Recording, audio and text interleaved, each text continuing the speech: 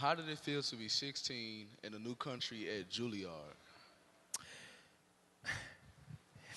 Well, you know, New York, for instance, at that time, I don't know now because I was not there for a long time, but New York was a very dynamic city.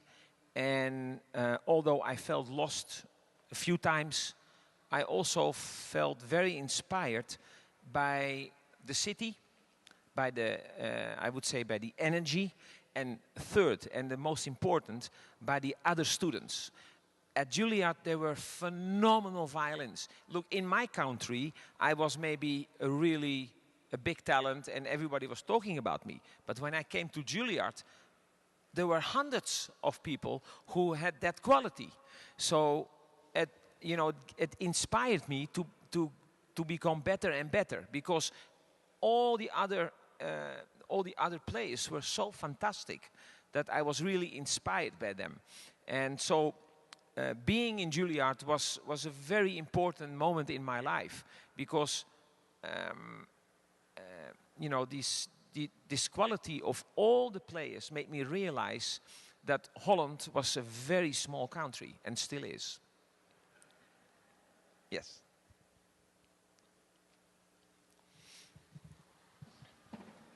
As a maestro of a major symphony, do you look to other performances of other orchestras for influence on your pieces that you conduct? Well, look, I think as a musician, you should be very open every day. Every day when you get up, you should say to yourself, look, what can I learn today? It's very important. And so I'm always interested in other conductors, in how they perform pieces. I'm also interested in other orchestras, and luckily enough, I'm performing with a lot of other major orchestras, also in your country, and so that inspires me very much. And I see that every orchestra has its own soul. It has its own voice and its own sound. And so it's very important that you, when you come as a guest conductor for a week or 2 weeks, that you, as a musician, as a conductor, you bring your own timing, you bring your own sound with you, and at the same time, you have to respect that other soul, which can be Los Angeles Philharmonic, where I'm going, or Chicago Symphony. It doesn't matter. They have their own sound.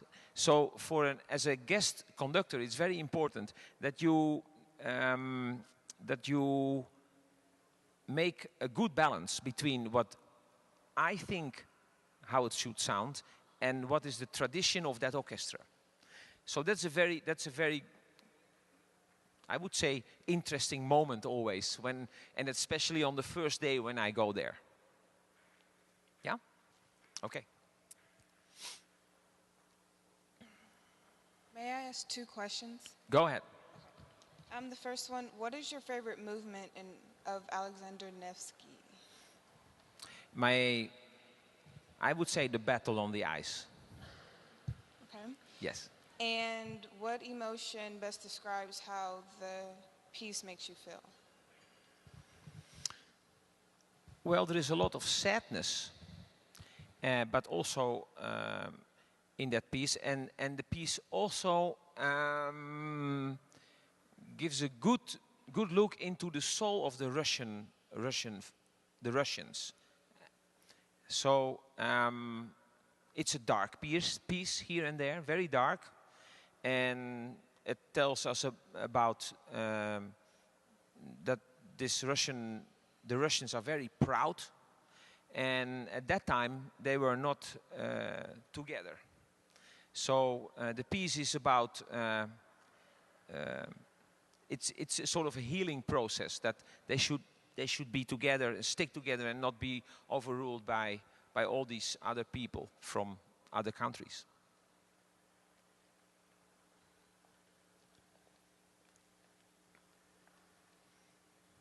Can you play any other instruments besides the violin? No.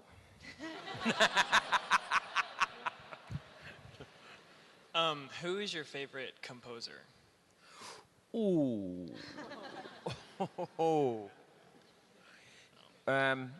Well, you know, my favorite composer is the composer I'm conducting. So, and that changes every week. And that's not to escape this question, but it is the truth. You know, any composer which is on the stand is on that moment the most important composer for me. But if I have to make a choice, if you send me to an island and I can have only one composer with me, I would take I would take Bach with me.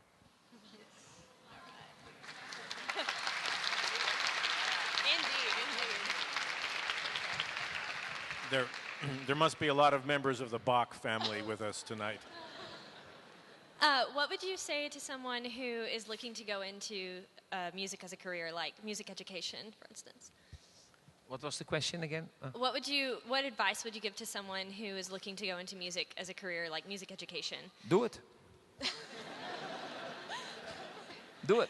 Okay. You know, it's all about having the click with your heart. If you want to do it, do it.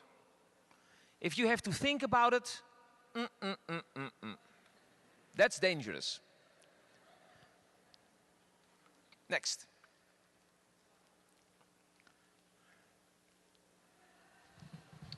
Since Alexander Nevsky was originally a movie score, how do you get the audience to see and feel the emotions with only the orchestra playing?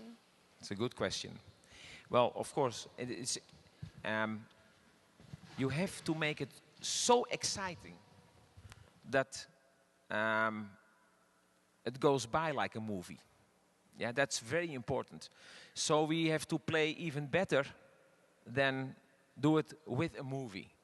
So you should see the movie in the music appearing. That's our task. For the rest, you know, it has to be very good. They have to play very, very good. And maybe, Mark, we can do it once with the movie. Yeah, would be interesting. But, you know, the problem is we have a big chorus there. So we would not know actually where we would put the screen.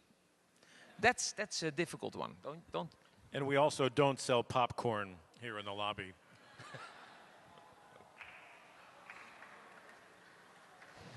Next.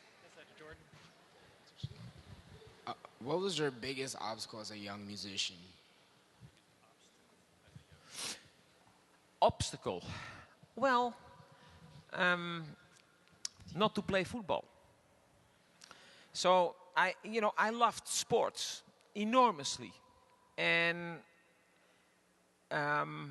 football it's not your football. It is the European football, soccer. When I was a kid, you know, that was the thing all my friends did. So then you're playing the violin, and they look at you like, "Are you normal?" Classical music, you know, in the neighborhood where I was brought up in Amsterdam, that was a very weird thing. So that was an obstacle. And another obstacle was that when you play a piece finally very well, and you have to go to the next piece, you have to start from scratch. That was always difficult. To perform a piece very well. You know, I was 9 years old and I played already 4 seasons, Vivaldi and things like that. And then another concerto would appear, and you had to start to learn the notes and all these things again and again. And that took a long time always. To learn a new piece was not always easy. So I would say that was also a small obstacle.